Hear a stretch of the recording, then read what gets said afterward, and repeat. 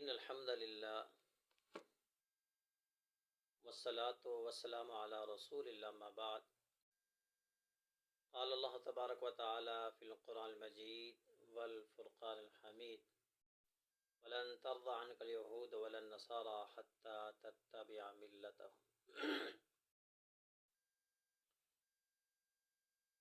اللہ فرماتے ہیں کہ یہود اور نصارہ کبھی بھی تم سے خوش نہیں ہوں گے، تم جتنے ان طرح کے بنو، ان کے کلچر کو، ان کی تہذیب کو، ان کی ثقافت کو، ان کے رہن سہن، ہر چیز کو اپنا لو، وہ تم سے خوش نہیں ہوں گے۔ ایک ہی واحد حل ہے کہ تم عیسائی ہو جاؤ، یہودی ہو جاؤ، پھر وہ خوش ہوں گے، ادروائز تم جتنے ان کی طرح بننے کی کوشش کرو وہ تم سے کبھی خوش نہیں ہوں گے۔ اور یہی قاعدہ کلیہ سارے کفار کے لیے ہے۔ محترم سامعین کرام، وقت گزرنے کے ساتھ ساتھ کچھ چیزیں ایسی ہوتی ہیں کہ تاریخ کی ان پر ایسی تہیں چڑھ جاتی ہیں کہ بندہ اگلے انسان کو سمجھانا چاہے پھر بھی وہ نہیں سمجھتا۔ ہم بچپن میں چھوٹی چھوٹی کہانیاں پڑھتے تھے، چھوٹی چھوٹی، ان کو لکھا تھا امرو عیار۔ اس وقت تو ہم ان کو بڑے مزے سے پڑھتے تھے۔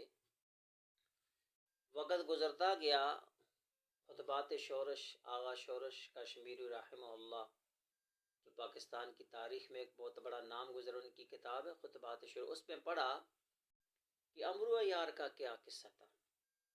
اصل میں یہ لفظ ہے امر، اور اس کی بھی ذرا اصلاح کر لیجئے۔ ایک ہوتا ہے عمر اور ایک ہوتا ہے امر۔ عمر رضی اللہ تعالیٰ کے نام پر، امر جو ہے جس کے آخر میں واو ہوتا ہے، جس کو ہمارے اکثر لوگ عمرو پڑھتے ہیں، تو اصل میں لفظ ہے امر۔ عین میم را، عمر، عین میم را ساتھ واو ہو تو وہ امر بنتا ہے۔ تو معلوم ہوا کہ امرو عیار کون تھا۔ یہ روافظ نے ایک اصطلاح گھڑی کن کے لیے؟ جناب عمر بن عاص رضی اللہ تعالی عنہ کے حوالے سے، اور ان کے نام پر ایک چھوٹی چھوٹی کہانیاں بنا کر امرو عیار کے نام سے لوگوں کے ذہن میں یہ مسلط کر دیا کہ یہ نام کا کوئی بندہ تاریخ میں بڑا عیار اور مکار گزرا ہے۔ حالانکہ تاریخ میں عرب کے جن سمجھ اور عقل اور فہم و فراست والے لوگوں کا نام جن میں آتا عرب میں، تو ان میں ایک جناب عمر بن عاص بھی تھے، ابو الحکم رضی اللہ تعالیٰ عنہ۔ اور روافظ نے حضرت امیر معاویہ رضی اللہ تعالی عنہ کا ساتھ دینے کی وجہ سے ان کو اتنا جو ہے لوگوں کے سامنے معاذ اللہ من ذالک ان کو گرانے کی کوشش کی کہ بچے کے ذہن میں یہ بات بیٹھ گئی کہ جب بھی یہ نام آئے گا لوگ سمجھیں گے کوئی عیار اور مکار قسم کا انسان تھا۔ اسی طرح آپ دیکھتے ہیں کہ ہمارے ہاں جو کھانا پکانے والا تو اس کو خان سامہ کہتے ہیں۔ یہ خان سامہ کیا ہے؟ ٹیپو کا جو ڈیفینس منسٹر، وزیر دفاع، اس کا نام تھا خان سامان خان۔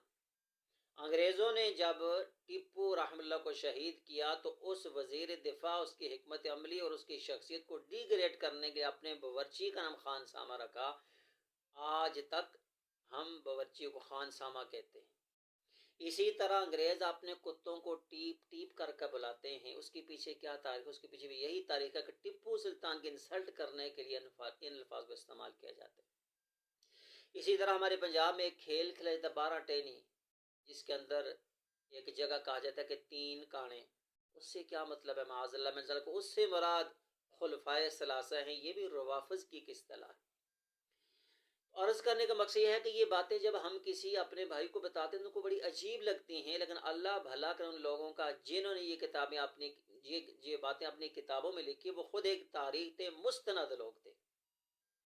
بسنت اور پتنگ بازی بھی محترم بھائیو، اس کے پیچھے بھی ایک بہت بڑی داستان ہے، بہت بڑی تاریخ ہے۔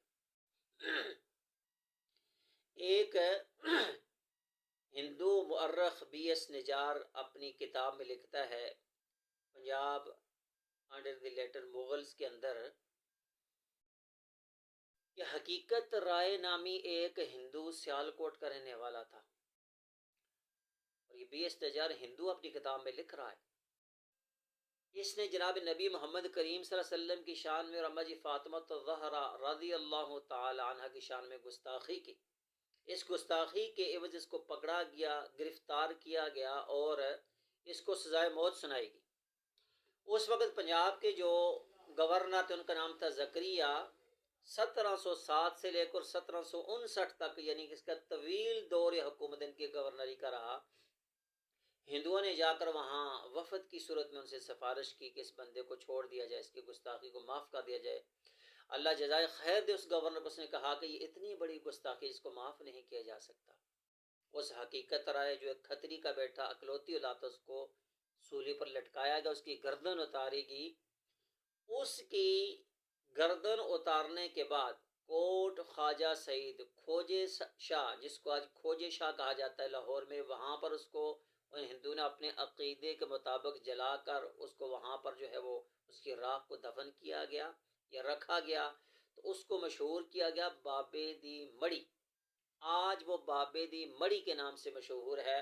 اور اسی بابے دی مڑی پر ایک ہندو کالو رام نے، ہندو رئیس تھا کالو رام اس کا نام تھا، اس نے سب سے پہلے یہ بسنت میلہ منعقد کیا اس کی یاد میں، اور پیلے رنگ کے کپڑے پہن کر یہ کہا کہ تم نے اگر ایک حقیقت رائے کو مارا ہے تو یہ جو سارے اس میلے کے اندر شریک ہیں یہ سمجھو کہ سب ہی حقیقت رائے.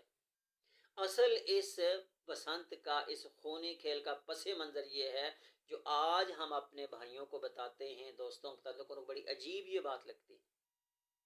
اچھا ہم چھوٹے چھوٹے ہوتے تھے، ہم بھی خود بھی منع کرتے تھے، ہمیں بھی منع کیا جاتا تھا کہ یہ پنٹے نہ کھیلا کرو. اس کے پیچھے بھی نبی کریم کی حدیث مبارکہ تھی. آپ نے اپنے ایک صحابی کو دیکھا، چھوٹے بچے تھے، ایسے کر کے کھیل رہے ہیں کنکریوں، ایسے نہ کرو، اس سے نہ تم شکار کر سکتے ہو نہ کوئی اور فائدہ حاصل کر سکتے ہو، اس سے صرف اتنا کر سکتے ہو کسی کی آنکھ پھوڑ سکتے ہو، کسی کو نقصان دے سکتے ہو. اسی حدیث کو مرض رکھتے ہوئے ہمارے بزرگ، ہمارے بڑے ہمیں کہتے کہ بنٹے نہ کھیلا کر. وقت کے ساتھ ساتھ جب لوگوں نے دین سے دوری اختیار کرنا شروع کر دی، علماء کرام نے بھی اس طرف توجہ کم کر دی. آج یہ ہے کہ یہ خونی کھیل جو ہیں اتنے مشہور ہو گئے کہ پاکستان کے قومی تہواروں میں شامل ہو گئے. اب آئیے 2-3 مثالیں دیتے ہیں کہ یہ ہندوؤں کا، خالص ہندوؤں کا قومی کھیل. 2001 اور 2 کے اندر 2 ہندو لڑکے پاکستان میں جنگ اخبار، اس کے اندر ان کی رپورٹ لکھی گئی. پہلا لڑکا وجے کمار جو 2002 میں آیا، وہ واپس جا کر لکھتا ہے اپنے تاثرات کہ لاہور میں بسنت کو مناتے ہوئے دیکھ کر مجھے یہ محسوس ہوا کہ لاہور، یہ بسنت جو ہے ہندوؤں کا نہیں بلکہ یہ مسلمانوں کا مذہبی تہوار ہے.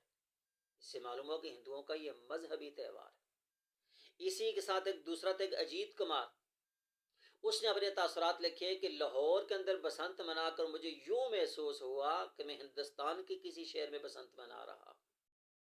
اس سے آگے چلتے ہیں، کانگریس کی لیڈر، اس کی بانی، وہ سونیا گاندھی، اس کا بیان وہ بھی اخباروں کی زینت بنا. اسی دوران انہوں نے کہا کہ ہم نے وہ جو نفرتوں کا بیج تھا اس کو سیاسی طور پر ختم کر دیا. مطلب یہ کہ مسلمانوں کو جس چیز سے نفرت تھی، ہندو کے کلچر سے، ہندو کی تہذیب سے، ہندو کی ثقافت سے، آج ہم نے اس کو ختم کر دیا. ہماری شادی کے پروگرام ہندوؤں کی طرح، ہمارے خوشی غمی کے تہوار ہندوؤں کی طرح، ہمارے پہناوے ہندوؤں کی طرح، ہماری شکلیں صورتیں ہم نے کوشش کی طرح بنے، تاکہ وہ نظریہ، وہ چیز جس کو لے کر ہم چلے تھے وہ ختم ہو جائے. اور سونیا گاندھی نے بالکل ٹھیک کہا کہ ہم نے نفرتوں کی جو دیوار تھی اس کو گرا دیا. مطلب کیا کہ لاہور کے اندر، پاکستان کے اندر یہ بسنت، یہ پتنگ بازی دیکھ کر یہ محسوس ہوتا ہے کہ آنے والی نسل وہ نظریہ، وہ عقیدہ، وہ چیز ہی بھول گئی ہے کہ جس کی وجہ سے انہوں نے پاکستان بنایا تھا. اس سے آگے چلتے ہیں، اسی دورانیے میں شیو سینا، ہندوؤں کے جو سب سے متشدد تنظیم ہے، اس کو اس وقت کا جو سربراہ بال ٹھاکرے، اس نے کہا کہ مسلمان اگر اس وقت ہماری تہذیب اور ثقافت کو مان لیتے تو لاکھوں لوگ مرتے ہی نہ. اور اس نے کہا کہ پاکستان کے اندر چھتوں سے گر کر پتنگ لوٹتے، پتنگ پکڑتے جو لوگ مرے وہ ہمارے شہدائیں، وہ مسلمانوں کے نہیں. اس سے بڑی اور کیا دلیل ہو سکتی ہے کہ پتنگ بازی یہ ہمارا نہیں، یہ خالصتاً ایک ہندوانہ کھیل، ہندوؤں کا مذہبی کھیل ہے، مذہبی تہوار ہے. اور مناتے کس بات پر ہیں؟ نبی کریم کی گستاخی پر. مناتے کس بات پہ؟ اماں جی فاطمہ کی گستاخی پر. تو کیا تم اس چیز کو پسند کرو گے؟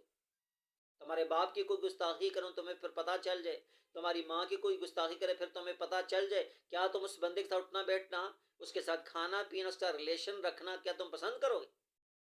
کیا نبی محمد کریم صلی اللہ علیہ وسلم کی ذات اور سیدہ کائنات کی ذات اتنی کم رہ گئی ہے کہ جو مرضی ان سے جو بات کر لے تم اس کو کچھ بھی نہ کہو۔ اللہ فرماتے ہیں کہ یہود و نصارہ کفار کبھی بھی تمہاری ان حرکتوں سے خوش نہیں ہوں گے جب تک تم خود ان کے رنگ میں نہ ڈھل جاؤ۔